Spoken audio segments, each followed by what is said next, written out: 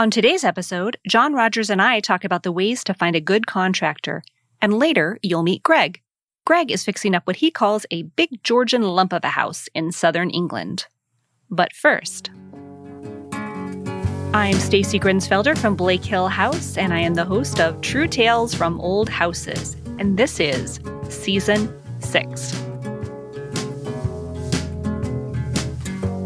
Well, hello, everyone. Welcome back. I hope you've all had a nice break. Our family just returned from what is becoming an annual pilgrimage to the wilderness of the Upper Peninsula of Michigan. What a truly gorgeous part of the United States. If you have not been, I highly recommend putting it on your travel list. We enjoyed what felt like miles of empty beach on the shores of Lake Superior, and our dog Millie, she had so much fun running and swimming in the lake that we had to actually heft her in the back of the car on the way home. She was too tired to jump in by herself. Poor old girl.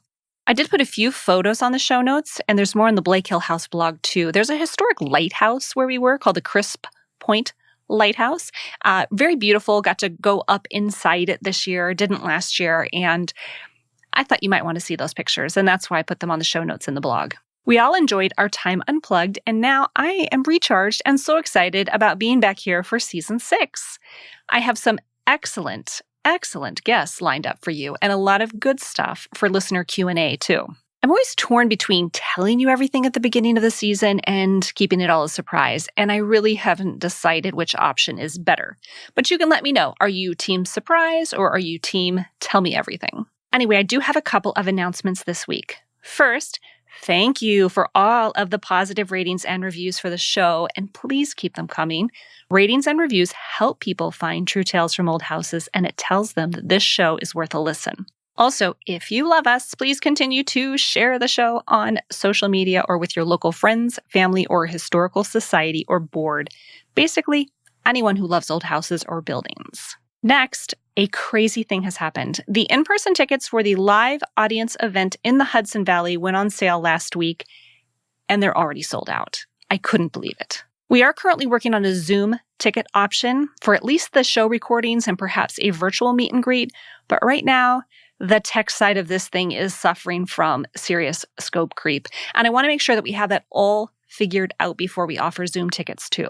Regardless, I want to make it clear that these episodes that we record with the live audience will also be released on our regular podcasting schedule. So you don't need any kind of special ticket to hear them. You'll just have to wait a little bit longer. And finally, I want to pass along a resource that came from a longtime listener and guest, Ron Meller.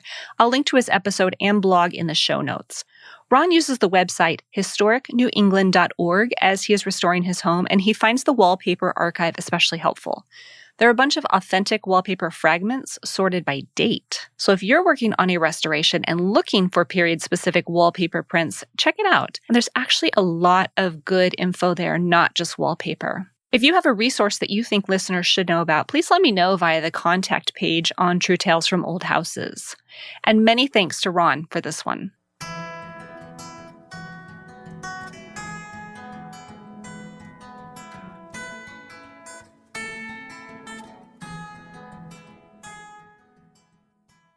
For today's listener Q&A, I'd like to welcome back John Rodgers from Phoenix Preservation. You may remember John from last season, episode number 55, called House Crashing in Historic St. Joseph, Missouri. We had such a great time together that I thought it would be fun to have him back for a few of these Q&A segments throughout Season 6.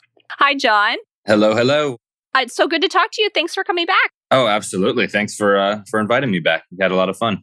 Sure. Well, the last time we talked, we were sitting in your gorgeous living room in St. Joseph, Missouri. And as much as I wish we were talking to each other in person today, we're doing it via Zoom instead. We are. And good thing for you is you don't have to embrace the lack of air conditioning. It's slightly warmer here now than it was last time you were here. Well, surprise, surprise, lack of air conditioning here too. And we are roasting. So I think we're living parallel lives today. Well, good. Yeah. It's like we're together just 1,200 miles apart. Right. We can both just suffer at the same Absolutely. time in different locations. All right. Are you ready to answer today's listener question with me? I will do my best. Okay. The question we received is, how do we find passionate qualified resources, especially outside the Northeast. And this person is from Birmingham, Alabama. And I thought this question would be perfect for you because you're actually from the South.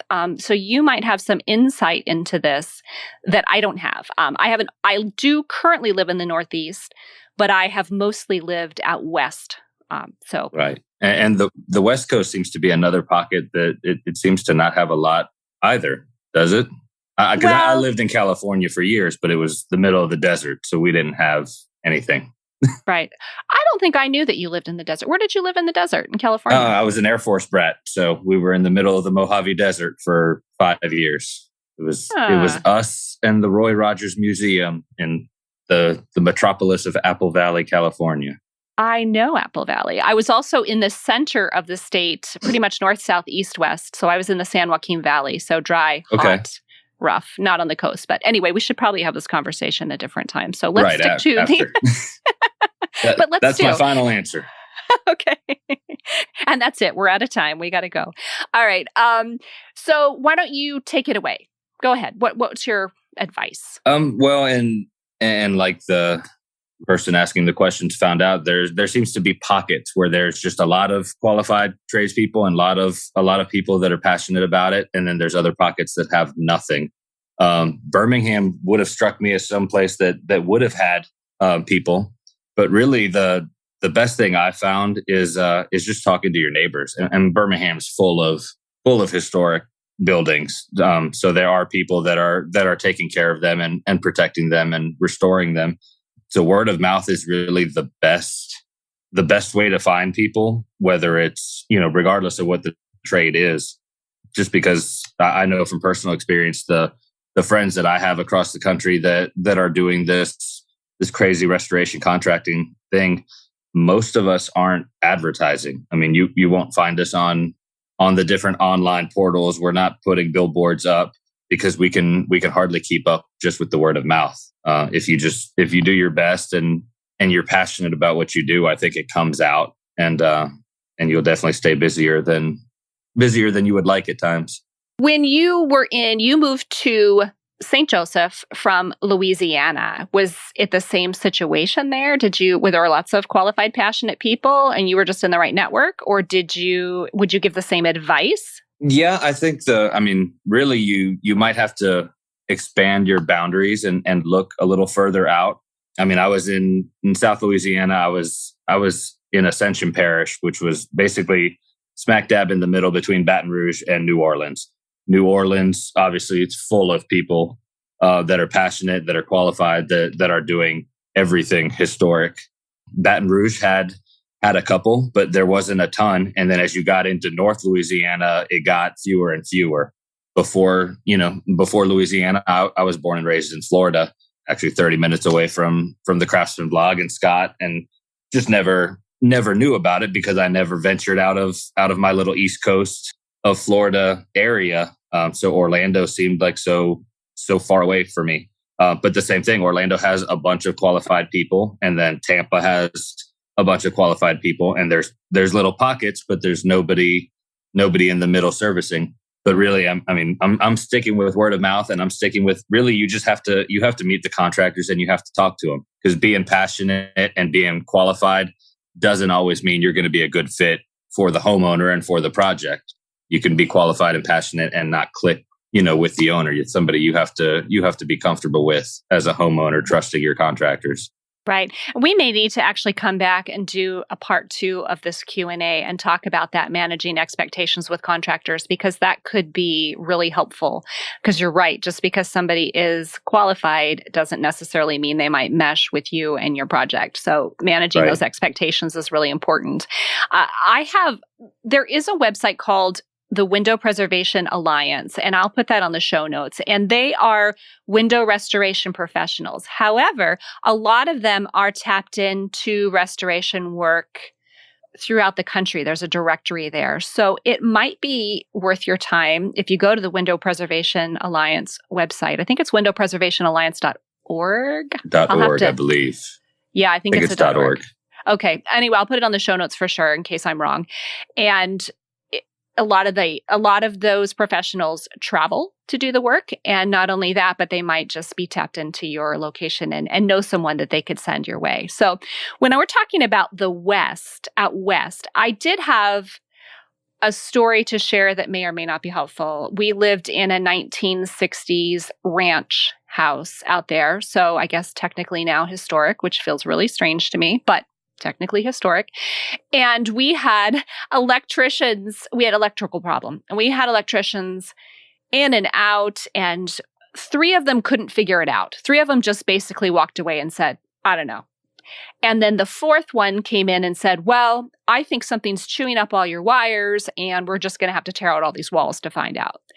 And my first thought was, I don't think so. I mean, that makes 0 sense to me that one light fixture that doesn't work, that this one wire was chewed and everything else works. So the 5th time turned out to be the charm. And this was a real old timer. I mean, he was probably just a couple years away from retirement. And I say that, I just bring that up because he knew immediately what it was, because he knew exactly how they ran electricity in these mid-century houses.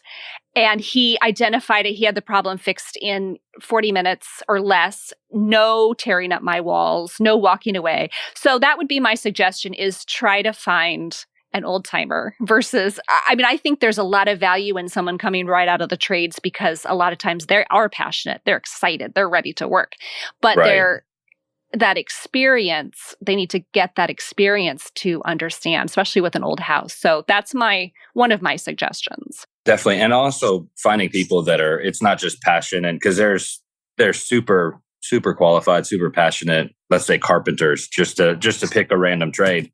And they might be great on new construction, but that doesn't mean that they understand the intricacies and the borderline insanity that goes sometimes with old houses.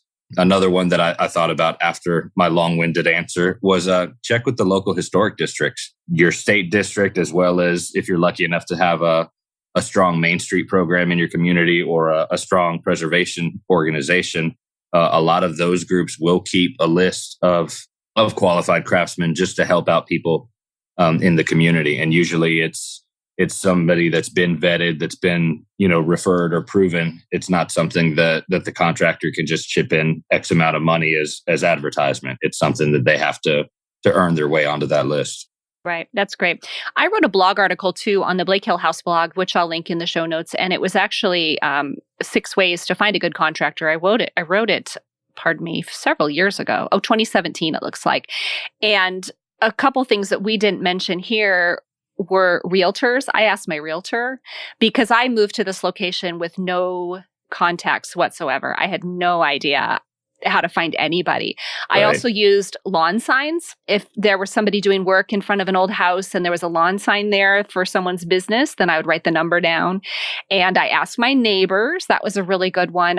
If I saw a contractor working at their house, then I could get the contractor's business card. And also benefit was I could ask my neighbor, what did you think? How did it work out? And you have kind of an instant, what's the word I'm looking for? I love it when I forget words. Like a feedback, a review. Yeah. Thank you. Instant review, instant feedback from my neighbor, which worked out really well.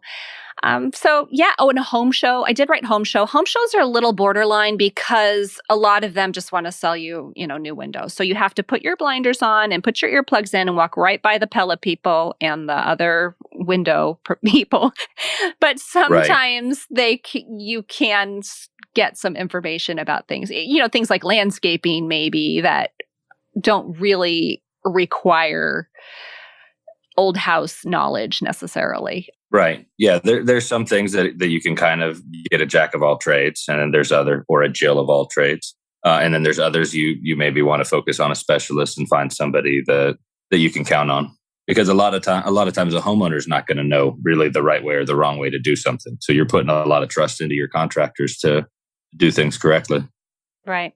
And I think we should do that maybe as our second. Maybe the episode after this, we should get together again and kind of have a part 2 of this to talk about managing expectations, to make sure that they work, just to help homeowners communicate with contractors and vice versa. Okay. Sounds good. Okay. All right. Well, thank you for doing this part today, and we'll do it again soon. Sounds good. Thanks again for having me back. Yeah. Thanks for being here. Now it's your turn, and we have a new question this season. That question is, what is your favorite thing about living in an old house? Or what is the most challenging thing about living in an old house? And here are a few of your answers so far. Laurel from Sopo Cottage said that her favorite thing is being a part of the history of the house. And I bet many of us are right there with you, Laurel.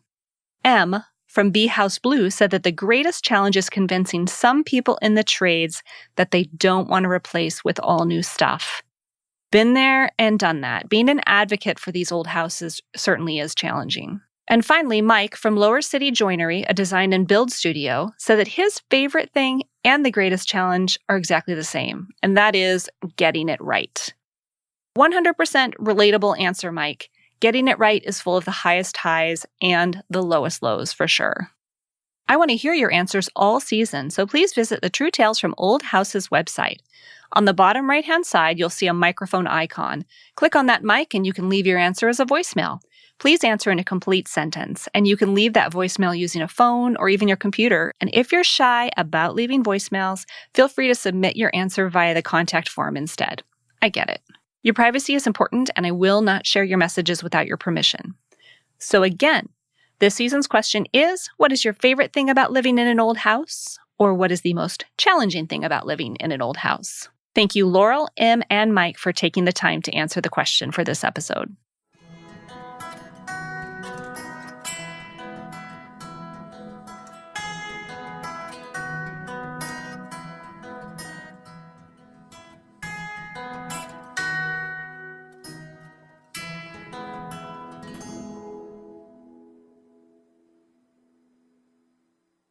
True Tales from Old Houses is supported by the Window Course from Scott Seidler of the Craftsman blog.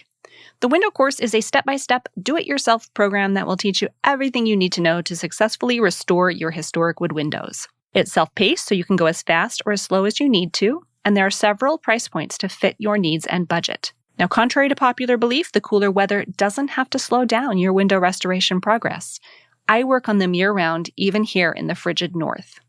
If you sign up for the Lifetime Access Package or Training Package, then you'll also get a free infrared paint stripper, which is a $130 value.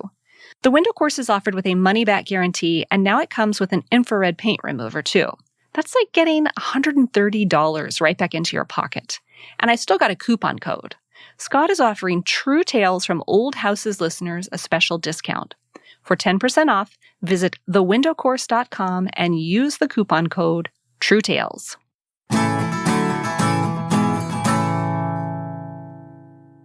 My guest today is Greg, a fun-loving, pattern-mixing, stereotype-busting chap, which is a word I am happy to borrow from the English vernacular. Greg is best known as Man with a Hammer on Instagram, and we had an absolute blast during our conversation. So I'm Greg. I'm in the UK, based down in Devon. I'm better known as Man with a Hammer on Instagram, and I'm restoring a big lump of a house, a Georgian house, in Plymouth, Devon, UK. Oh, Greg, this is just so exciting for me. I'm so glad to have you here. You've been on my list of people to contact for quite some time. Well, it's always nice to chat about, old houses, isn't it? It's so all-consuming that it kind of gets under your skin. So no, very happy to be here. Thank you. I mean, I know about zero about the UK and about England. So give us some context maybe for where you're located. Sure, yeah. So the UK is an island. England is the sort of bottom 2/3 of that island, give or take. And so I'm from the house is it's actually in a city. A lot of people don't realise that when they are looking at it, because it looks like a sort of country manor house type thing. But it's actually pretty much in the centre of a city called Plymouth, which is a really old kind of historic city on the very south coast of England that has a really, really strong connection with the Navy, with the Naval service. So it was kind of one of their main homes. It was one of the most important ports for, right through Georgian and Victorian England, going back to kind of King Edward and that sort of thing. So it's a place with an awful lot of history. And yes, it's right on the south coast of England in a county called Devon, so towards the southwest. So yeah, that's and we're a sort of 2-minute walk from the sea. Was the house always located in a city? No, so Plymouth started life, if you kind of went right back to when this was built. So the house was built in 1804, and the hospital site in which it sits was built in around 1754-ish. And at that point, Plymouth was three distinct towns. So you've got Plymouth, you had Stonehouse, and you had Devonport. But obviously, as the city grew and kind of it all expanded, then they all got swallowed up into what is now known as the city of Plymouth. So, and the actual house itself is on the site of what was known as the Royal Naval Hospital. Stonehouse. It is a naval building, and the whole site is a 26-acre walled site that was a hospital for injured and sick sailors. So it would have had capacity for 1,200 patients.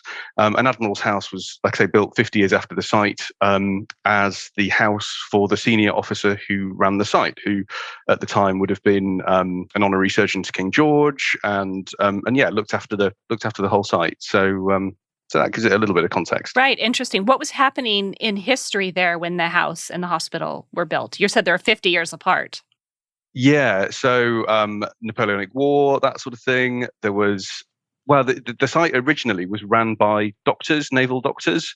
In sort of 1790, I think it was, there was an audit done of the site by the senior, I can't remember what his title was, but he was head of medicine in the Navy, basically, and found that the doctors were running off and doing loads of private work and weren't really running the site very well. And they were absolutely outraged. So they put a proper Navy officer who was more used to manning ships, captain ships and, firing cannons, but obviously had the Navy discipline and kind of a slightly more authoritarian approach to running the place. So they put him in as governor of the site. He was only due to be in for 3 years and ended up running it for 31 years until his death at 80 years old, still running the site. So he was here for a really long time. And he obviously decided that the house that he was given when he moved here wasn't good enough and built this one, which, I can't blame him, really. Wow, I'm picturing how everybody sort of straightened up the moment the Admiral came onto the picture. Do you know much about him as a person?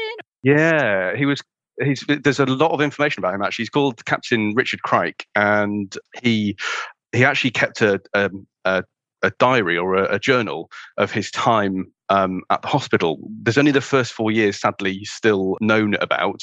I'm sure the rest will be in an archive somewhere. There'll be, but he was a really fastidious man. So he kept this daily record. In his 31 years, he only missed 2 Sunday services at the church. There's a church on site, and both because he was working, he was clearly a very sort of diligent chap, but also it's reported, it's rumored, I still haven't found kind of concrete evidence yet, I don't quite know how I would, but that Nelson's body was brought into this house after Trafalgar.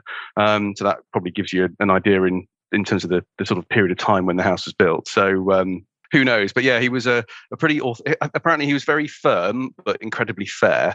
And he would do things like make sure people were looked after if husbands were killed or something like that. So yeah, he was a kind, but pretty strict and stern chap by the sounds of it. Well, it's a big site. It feels like it would take someone who was firm but fair and organized and to keep everything running very smoothly. Yeah, absolutely. I mean, there's even a record of what people were allowed to eat, what their kind of rations were and that sort of thing. And if, depending on kind of what they had wrong with them, that would differ a little bit and things like that. So yeah, it's fascinating, really. And it's something I want to find out a lot more about as I, am doing less of the hard work on the house and have a little bit more time. So, right. So yeah, it'll be fascinating to discover a little bit more. I do have a question on the whole complex there. How many buildings were included in that? I know that it's been divided over time, if I understand correctly. So there's 2 parts. There's the big hospital complex, which has quite big wards, and it was the first hospital of its type that was then popularised throughout Europe by Florence Nightingale 100 years later. So they're big blocks, but they're separated by open air kind of colonnade walkways thing, and that's it's to stop disease transferring and transmitting and that sort of thing. So it was really cutting edge in 1750 odd. And so there are quite a lot of blocks there. I don't actually know how many buildings there are, but there are probably 15 or 20 really big, lumpy, multi-story hospital wards, and then lots of peripheral buildings around, and there was the chapel, and there was all sorts of bits and pieces and accommodation for nurses and that sort of thing. And then there was a great big wall and some very, very ornate, fancy gates that people can see on my feed that would have security on, and then you would have to go through those, and that became the sort of executive officers square, if you like. So my house is on the square, and it's surrounded by 3 blocks, which make up now 11 or 12 houses, something like that. And behind that, there were the stables for the officers' horses and the carriages and that sort of thing. So they were sort of, deemed. The hierarchy back then was incredible. And I know what Richard Captain Crichton got paid compared to the cook, for example, and the sort of extreme difference in wealth is just, it's insane. It would be crazy nowadays, really, to sort of think the same. But they really felt it, and they were given significantly more luxury than the guys in the hospital or the sort of normal sailors and that sort of thing. So yeah, it's like I say, the site is about 28 acres, and it's surrounded by an 18-foot high wall. Wow. But that wasn't to stop people getting in. It was to stop people getting out. The Navy back in those days was not a very nice place to be. It was incredibly dangerous. It was incredibly hard work. People often press ganged into it. They were offered prison or Navy, and lots of people chose the Navy thinking it was the better option. It probably wasn't. You were probably safer in prison. So a lot of people, when they were injured, would try and escape. So the wall was actually to keep the injured sailors from scarpering. So yeah. Wow, that's super interesting. So you live inside a walled complex now, and then do you leave that walled complex to go do your grocery shopping or your hardware or whatnot? Okay, all right. Absolutely, yeah. And within the walls, it's fascinating because within the walls, it hasn't really changed in 250 years, and there are a lot of green spaces, and it's all protected as well. So it can never really change. It has to look the same. It has to feel the same. It can never be developed particularly, other than odd sympathetic bits and pieces. So it feels like you go from what is quite a bustling. Plymouth's not a huge city, but it is a city all the same. But it's bustling, and it's got modern bits and things. And you go through the gates into the hospital complex, and it's like going back in time. And it's also like going into a little green village in the middle of a city. It's fascinating. Yeah, I'm getting a better picture of it now. It's hard on those little squares of Instagram. You develop a perception in your mind, but this is so much more interesting than what I had in my imagination. Yeah, a lot of people really. So I've shown some sort of aerial photos, and if people go onto my feed and go into the history bit, I think they can see some shots of it from the air. Because people just when they're looking at pictures of my house in isolation, think it's in the middle of the countryside, surrounded by fields and whatever. And it just isn't at all. We are literally a 2-minute walk into the centre of a city.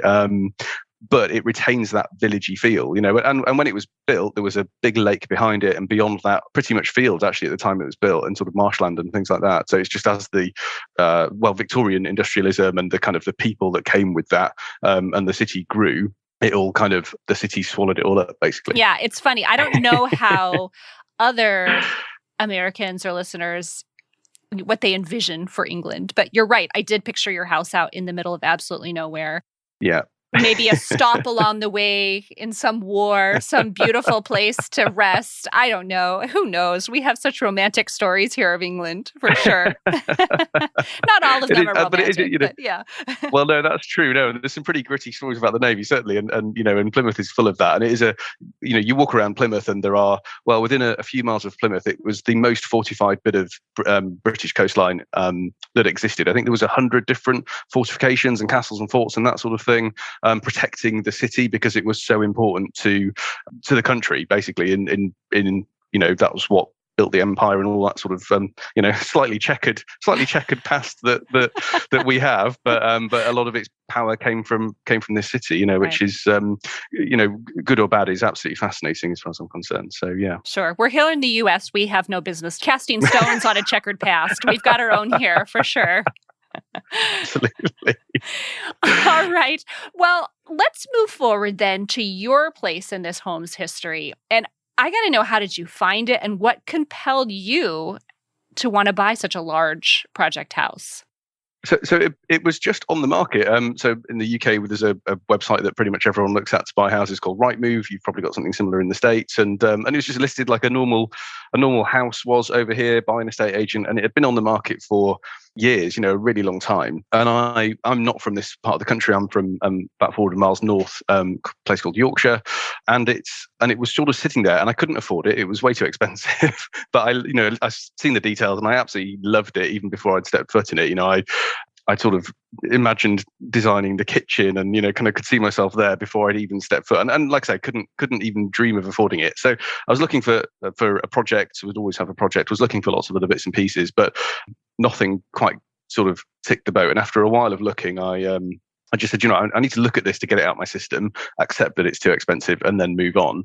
And just, try and forget about it and stop comparing every other house to it, because nothing was going to sort of measure up. So looked around it, fell in love with it, could see why it hadn't sold, because it was absolutely horrific in terms of its condition and how it was presented. So just thought I'd put in a really, really cheeky lowball offer. And they said yes. And then immediately started panicking, because I hadn't really considered how I would pay for it at that point and couldn't really afford it. Even at my very low offer, I still couldn't really afford it.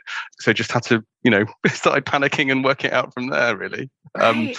So yeah, that's how I found it. And just, I wasn't looking for something this big. I knew I wanted a project. I knew I wanted a big old house. That's the sort of thing that I'm attracted to. And in order to facilitate that passion, my last house was in a place called Darlington, which is very, it's a nice place, but it's quite cheap to buy. Plymouth house prices are very, very cheap compared to other parts of Devon. It's pretty much the cheapest place in Devon to buy. So your money goes a lot further. So I was happy to, and I love the city. I think it's great. So it meant that I got this for, the same price as a sort of 1-bedroom flat, well, less than a 1-bedroom flat in London. It's, wow. It's crazy how much further your money can go if you're flexible with what you can be. So, I'm trying to imagine. Yeah, and my sort of natural optimism and all the rest of it sees past the kind of the state of it and how much work it's going to be, and sort of fell in love with it, and the romantic side in me takes over, and you work it out from there. Right. Well, it's funny that you mentioned your natural optimism, because that definitely shines through in your Instagram account and just sitting here talking with you. Have you always been this way? You're just optimistic? And I think so. Yeah, definitely kind of glass half full. Well, I just think life's more fun when you approach it in a fun sort of a manner. I don't take myself too seriously. I appreciate it's morning where you are, but it's Friday afternoon here, so I've got a beer and I've been working all day, so I feel like I deserved it. And I just think it's going to take such a lot of my life making this house good and restoring it that if I didn't enjoy it, Lord, that would be a pretty miserable existence. So if I can do it with a smile on my face, then more's the better. Yeah. Yeah, absolutely. It's funny, this past year, and I think part of it's the pandemic, is that we've all talked a lot about burnout. Some of us have had more time to work on these house projects, but in doing so, we kind of reached our max to a certain degree. But and we don't have to go there because we've talked about that a lot in other episodes with other people. But I appreciate hearing that from you, because you're right. This is not a project that's done in a half an hour on TV time, or 6 months, or even 2 years. I mean, we're looking at the long haul of this, and so I appreciate hearing that again. So thank you. Yeah, and it is hard. It's physically hard. It's mentally hard. It's anyone thinking about doing a project like this, or even something much smaller. Even that comes with its own challenges and comes with things that are difficult. And for me, this is the second house I've ever owned. It's my second project. Both have been the most rewarding and satisfying things I've ever done, but go into it with your eyes open. It is hard, and don't kind of kid yourself in how hard it can be at times. But overall, I think it's an absolute privilege to be able to do it, really. So, and I just, anytime that I'm feeling a bit down, I remind myself that. Instagram's been amazing for that as well, because there's a fantastic community of people out there doing similar things who are all in the same boat and know what it's like to be cold and dusty and perpetually poor, right, covered in paint. And covered in paint, as I am right now speaking to you, and that really kind of lifts you up. Remembering that you're not the only person doing it is a nice thing. Now, you mentioned that this is your second project house. So how do the two compare? What was your old project like compared to this one? Maybe size, depth, scope of work, that sort of thing. Sure. So it was a similar level of knackered, but it was about 50 years younger. So it's 1850s, Victorian rather than Georgian. It was still, most people would consider it big. I consider it big, frankly. It was 4 stories, but it was a Victorian terrace. So it was a townhouse. It was about 3,500 square foot, I think. So less than half the size of this one, but still quite a substantial lump of a house. Again, bought for peanuts really in comparison to lots of other things. Needed lots of work, and I went into it knowing nothing about DIY. I'd never picked up a screwdriver until I bought that house. I knew nothing about design. So I was really jumping in at the deep end and sort of cutting my teeth really. But yeah, nothing quite compares to this place really. But it was a beautiful house, lots of original features. A lot of it had been ripped out. It had been used as a sort of dentists with flats above and things, and all been chopped around and stuff. So I spent a lot of time sourcing period fireplaces and that sort of thing, which is great, and restoring everything. So I absolutely loved it. I thought I would be there longer, and things happen and things change, and I found myself down here in Devon, and Admiral's house came along. So well, this is interesting that you say that you didn't know anything about design, because I'm jumping ahead to my questions because you brought it up, but I wanted to talk about your style. I mean, I personally, I'm not an interior decorator or designer, so really the only word I have to describe your decor is fancy. And I think that your taste is exquisite, contrary to some Instagram comments. And lesson, yeah. I wondered, how did you learn? I mean, do you decide what each room should look like? Or do you have an overall design plan? Or what sparked this interest and passion into not only restoring the house, but making it look really good too? Well, it sort of happened with my first place, in that I thought, well, if I'm going to spend 2 years restoring something and putting all that kind of effort in, doing the hard work that you don't really see, that's by the time it's finished, you can't see it because it's hidden in the walls or the woodwork or whatever it might be, or the roof. But I thought, well, actually, if you spent all that time working on something, it takes just as much effort to paint something a basic color, or something a dramatic color or an interesting color. And I just thought, actually, if that bit it takes no longer to paint one color or the other. Okay, you've got to do a little bit of research and put a sort of scheme together. But after spending weeks of your life grubbing around under floorboards or something like that stuff's nice. That's the fun bit, right? So I kind of felt this was my reward back to myself in making something that I really like the look of at the end, as well as being restored and lovely. So I just started reading. I just started reading magazines. I just started reading interiors books, and Instagram and Pinterest and all those other kind of places where you can see inspiration. And I maintain I'm absolutely not an interior designer. I just see stuff that I like and start piecing it together, basically. And touch wood, it usually works out well. I usually like it. Not everyone's going to like it, and my taste has changed massively from my last house to this house as well. More to reflect the architecture and the age and the style and period of the house, trying to be it's not a museum. I don't want it to feel like you're walking into a sort of historic home that's protected and not a house. It's my home. It has to be comfortable. I have to feel fine, sort of chucking my shoes on the floor and right. and having people over and not worrying about it, and and enjoying it. So it's a home, and I want it to be comfortable, and I want it to have some modern touches. But at the same time, I wanted to reflect the surroundings and reflect the age of the house, and think about what felt appropriate. So the style from my last place wouldn't have worked here. It would have felt it would have jarred with the architecture and the age of the house. So again, as soon as I knew I was getting the keys, I started learning about Georgian interiors, and I just started reading upon designers who were working in buildings and houses like this, and I like the look of, and again just started kind of keeping mental notes of that the bits and pieces that worked. So and it's evolving. I'm learning all the time. I'm absorbing as much information as I can to try and get the finish as nice as I can, I suppose. Yeah. Well, you're doing a great job. You've been working a lot on bedrooms lately. How many bedrooms are there? Yeah. I think it'll have 11 by the time it's going to be done, something like that. Yeah, a few.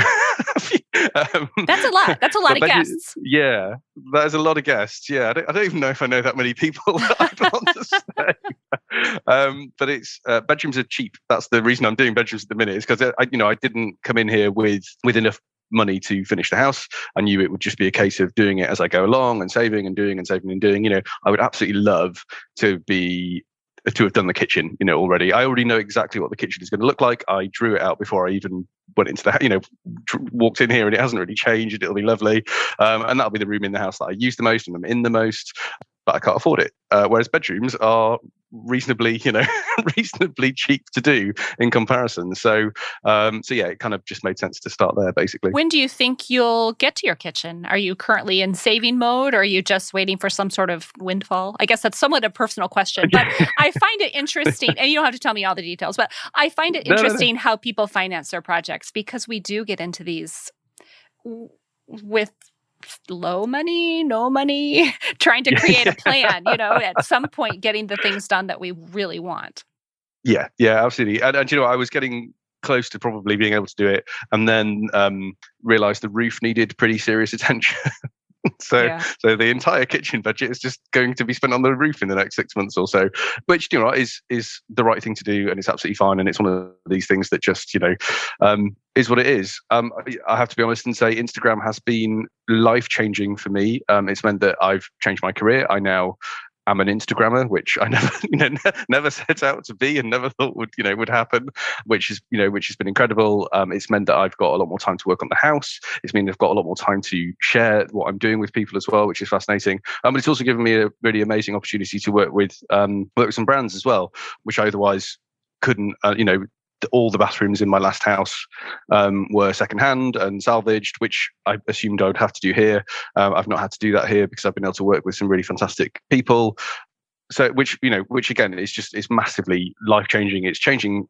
It's fantastic for the house because it means it gets really lovely things that are appropriate for it that I probably wouldn't be able to fund otherwise. So yeah, it's I have to say that has dramatically altered the course that Admiral's house is taking, and it's a fantastic thing to do and be able to share with people, and it's so lovely that people seem to be enjoying the process too. Right, so. Very much. Well, I did not know that you were a full-time Instagrammer now, so that's great. Yeah, it's massive. I mean, it's literally only happened in the last couple of weeks, so it's still very new. But in the last it's been interesting through lockdown and all of that sort of thing. But in theory, for the last couple of years, I've essentially had 3 full-time jobs. I've had my day job, my 40-hour-a-week day job. I've had Instagram, which takes, as I'm sure you know, an extraordinary amount of time, and I love it, and I absolutely do not begrudge it. But I respond to every single message that I get. I respond to every single comment I get on my posts, and I get 1,000+ comments on a post, so that is it's an extraordinary commitment in time as well. And then I try and restore the house pretty much 40 hours a week as well. Right. So I've been busy the last couple of years. So actually, for one of those 3 full-time jobs to be able to disappear is. I'm still incredibly busy, but it means that I can take some of that time and give it back to the house, which is fantastic. And also create more content. I can share more with the people because I have more time to do it. So I want to talk a little bit about the house, because if I understand correctly, it has actually been split into 2 residences, and you have 2/3, and then somebody else has 1/3. Is that how that works? Yeah, we don't know for sure. But I believe it was probably split after the death of Captain Crike. He was obviously a big cheese. He was quite senior and had been here a long time and felt that he deserved a really, really big house. And then the Navy probably after his death thought, well, it doesn't need to be quite that big. So we'll carve off 1/3. So the right-hand third, as you're looking at it from the front, is now separate residence. And then I've got the middle and left-hand side 2/3. So it's now a paltry 30 rooms and 8,000 odd square foot. So, it's, and people ask me quite a lot, if it ever came for sale, would I buy the latter third? And A, I would never be able to afford it, but B, absolutely not. I do not need another 15 rooms. So I can't even imagine. I just can't. Have you ever toured that other side? Do you know what it looks like? Yeah, they're friends. They're friends of ours. They're lovely, and they're doing a similar job to me as well. So they're restoring. They bought it a year or so before I did, and they're working on theirs as well, and doing a really, really beautiful job. So yeah, it's fascinating, and actually it's weird when you go in. It now doesn't feel like the houses have really ever been split, because it happened so long ago, and there were quite significant adaptations made to facilitate that split, that it feels totally normal for them to be 2 separate houses. Their entrance is on the side and it's completely separate. There's no point at which you think, oh, that's weird. It just sort of works as 2 separate houses. And it might even have been that third was once used for staff for the Admiral's personal aids or something like that, it does feel natural that it splits. So yeah, and like I say, very happy that I don't have another 15 rooms to renovate. So it works for me. Yeah. Well, I was going to ask you if there was a challenge of reassigning rooms after a house had been split, but it doesn't sound like that's the case since it was split so long ago. No, and it was split so long ago. We're talking pre-bathrooms. There was and it, there would still have been servants and that sort of thing. The main four. So the house is 5 floors, and the lower ground was the servants' kind of working quarters and that sort of thing. So the house, and that is a separate, because it's got its own entrance and exits and that sort of thing, is a totally separate flat. And I've got a pal living down there. So the house, the 4 floors that I live in, would never have had a kitchen. The use of houses obviously has changed massively in the last 230 years. Sure. So yeah, I don't have a household of staff, unfortunately, looking after me. So which is a shame. It is a shame, isn't it? My house was built as a summer house on an estate, and I don't think we had a kitchen either. I mean, I think we had a small room, we had a room that was used to do things like warm food and sort of prep, laid it out, larger than a butler's pantry, but we didn't have, I truly don't think there was a kitchen here. We took ours out and remodeled at one point, I think in 2016, and there were 0 signs of cabinetry or anything. I think it was all just freestanding. And it would have been brought, the food would have been prepared probably in the main kitchen and brought across to the residents of the summer house. Or, that's how people lived back then. It's amazing how many people ask me if I'm going to get all the fireplaces working. I think I don't know how many fireplaces I've got, but it's probably 17 or 20 or something like that. It's a big number. Yeah. And I say, well, look, to keep this house heated using those fires would have taken an army of staff running coal and wood up and down 5 flights of stairs almost endlessly. It would have taken vast quantities of fuel, which the Admiral would have had the means for, but I sadly don't. And it just, the dirt and the dust and the kind of the amount of effort required to heat this home through open fires is fine when you have household staff. Right. It's not fine when you're just you kind of plugging away. So I've got a couple of wood burning stoves which are much more efficient, and they heat the room really effectively, which I love. And I think I would find it really difficult to live in a home without some kind of living open fire flame stove thing. I just think they're such a kind of heart of the home. But yeah, the idea that I'm going to start running piles of wood 4 stories up to a bedroom to heat that for my guests is sadly not very realistic. Sure. Our house was heated by open fire too, and we have just 4 fireplaces as compared to yours, just 4 fireplaces. And 3 of them are stacked one on top of each other, and so I actually have one in the primary bedroom. It's neat. I could technically use it, but I'm thinking, do I really want to drag wood up here and then have an ash bucket and take that back down? And I realize I'm either super lazy or I can't be bothered. I haven't decided which. But once upon a time, they'd have had, people to do that for them. So it's, how the other half lived. Whereas, we now don't. But it's, I'm restoring all the fireplaces and they'll all look like they will work. And I'm, stripping all the layers of paint that people have slapped on them and uncovering them. And if they're missing, I'll be putting them back. But yeah, I don't need them to work. I've got central heating for that now. So, which doesn't work at the minute, but it will one day. So, it's absolutely fine. Right. Well, it's interesting you mentioned that about heating. But is it hard? This would be a question from my father, who is no longer living. But is it hard to heat? I don't know because I've never really tried. Yes is the answer. So I've got a wood burning stove in the main living room. It's one of the first things I did because I knew that if I could get that room warm, I don't really care about the rest of it. The winters here in the southwest of England are milder than Yorkshire. It gets down to freezing and it's kind of wet and it's damp and it's cold for a good few months of the year. But it's not. There's not a blanket of snow outside or anything like that. So, the last winter or 2 winters, it's just been cold. But you just put some jumpers on and you hug the fire, you hug the stove most of the time. And when you go to bed, you just jump into bed pretty quick and keep a few layers of clothes on. So at the minute it's a compromise. Eventually, it will have central heating, which if it needed to, could have the whole house lovely and warm all the time, I won't have the money to be able to do that. So again, it'll be used carefully, and heating the spaces that need to. And I just think the idea that you can have a house that's 22 degrees all year round just is not. Yeah, it's bizarre to me, really. I sort of embrace the fact that it does get a little bit cold, and I quite like the sort of fresh air and the drafts a little bit coming in, and the house needs that as well. I think, the house needs to breathe. It needs, if you seal it up, it will start going bad pretty quickly. So yeah, you just accept that's one of the charms of living in an old house, really. I can't believe I actually asked you that question. I'm having these sort of flashbacks to my childhood when wherever we'd go to these old historic buildings, my dad loved history, just loved it. But that was always his observation. Oh, be hard to heat. You'd walk into some beautiful, beautiful castle, and rather than just appreciating everything that you saw in front of you, his comment would always be, that'd be hard to heat. Yeah, and he'd be absolutely right. It is.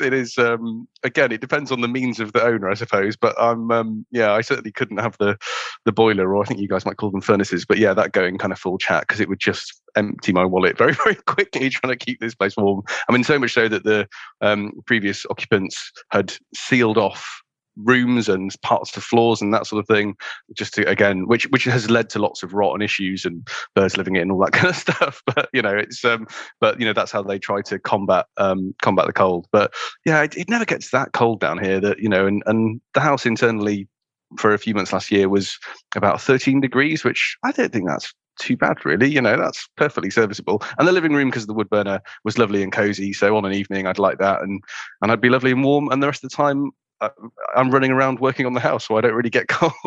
Right. Now, when you say 13, I just want to add that most of us in the U.S. failed the metric system pretty miserably. Yeah. That's Celsius, not Fahrenheit. Yeah. I live right across from the Canadian border, and when I first moved here, I didn't realize I was listening to Canadian radio station. I mean, I just barely moved here, and they were telling the temperature outside, and I kept thinking, that just can't be right. That can't be right. Yeah, I don't even know what 13 degrees Celsius is in Fahrenheit, I'm afraid, so I can't even convert it for you. But yeah, I'm having a moment in which I don't remember the formula, but that is what Google is for. So if anybody's curious, plug in 13 Celsius and see what Greg is talking about. Yeah, excellent. Well, as we reach the end, I just want to bring up one more thing, is that you're known in part from I think they're hilarious, clawfoot tub photos. And it's kind of a series now. Even your mom, fully clothed, I should add, is in, and you and your parents are in this clawfoot tub. What started that series? It's just hilarious. Yeah, everybody needs to go to Instagram and see these because they're so funny. And I do have to tell you that you have one where you in bubbles and your legs. I thought you were wearing pants for the longest time until I kind of zoomed in there. I'm like, oh wait, he's not wearing white pants. No, just my legs with a load of bubbles on. Yeah, absolutely.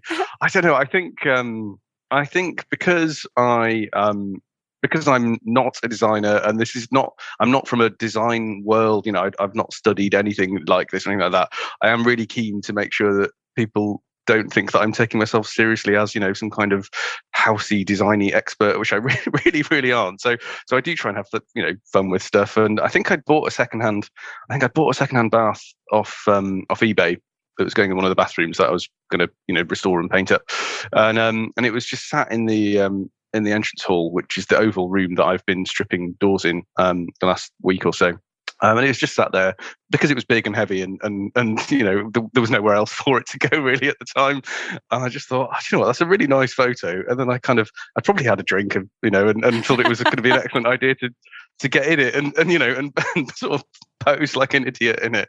And it seems to bring joy. And I just think, and Instagram is an amazing platform, and I get so much inspiration from it. But I do think, you're scrolling through and you're looking at all these lovely houses and these lovely sort of curated images that look beautiful. And it's fantastic, but actually you can kind of go a bit room blind almost scrolling through and through and through. So I just think, well, why not have a little bit of fun and reflect some of the realities of doing up a renovation and doing up a house. And there is an old bathtub in my hallway, so let's have a bit of fun. And but it's sort of stuck now, and it's become a bit of a theme. So I'm having to kind of reinvent that now every. But I do. I don't know how many baths will be here eventually, but 7 or 8, I would imagine, by the time I'm done. So, I've got plenty to go. Plenty to go. That was going to be my question. Are you lugging the same tub around to different locations, or are you actually creating the scenery around your tub now? Well, I was at first, but now, I'm starting to get a few more now. But there was a beautiful Victorian tub in one of the bathrooms on the second or third floor, which wasn't right for the room, and I'm putting something else in. But I love it, and I didn't want to get rid of it. So me and my father, managed to carry it down 3 or 4 flights of stairs, and that's the one that's now in the old servants' courtyard outside, and that's going to be my outdoor bath, because everyone needs one of those, right? So, so I've got a Victorian cast iron clawfoot tub in the outdoor courtyard now as well, which is really nice. You get a lovely view of the garden, get a lovely view of the sky, and it's a nice place to sit with some bubbles and a beer. That's great. So what are your future plans for it? Do you call the house the Admiral, or does it have another name? Admiral's house is its official title. Yeah, absolutely. Yeah. Yeah. What are your future plans for the Admiral's house? The plan was always that this is the forever home. I absolutely love being here, love living here. I think it's probably obvious from the way I'm doing it that it's for me and not to be, flipped or sold or anything like that, because, it's pretty bold. I love that. Again, it's have a little bit of fun with it. So it's gonna be my home, and I'll just keep working on it. So I think the house will take me another 3 or 4 years probably.